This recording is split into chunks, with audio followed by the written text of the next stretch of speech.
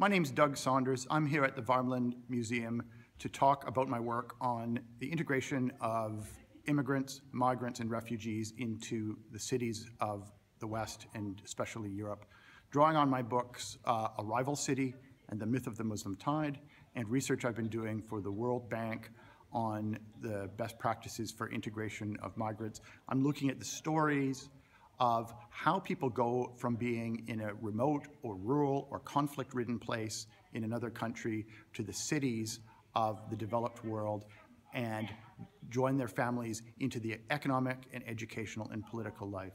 And what we've been talking about especially is what are the barriers that get in the way of that inclusion? What are the things that get in the way of the natural tendency for people to integrate into the economies and social lives of societies, and that block them, and that often cause these immigrant districts to become places of failure, places of intergenerational poverty, places of crime and extremism and things like this.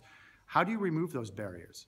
How do you remove them in advance so that the next wave of immigrants and refugees won't run into those problems? How do you make interventions to remove those barriers now so that districts and communities that have run into troubles can become successful? And I've looked at the best examples from cities that I've visited on 5 continents to look at ways that we can make immigration work for us in creating a new middle class, new business, new life for our communities, and to avoid creating conflict and violence and alienation.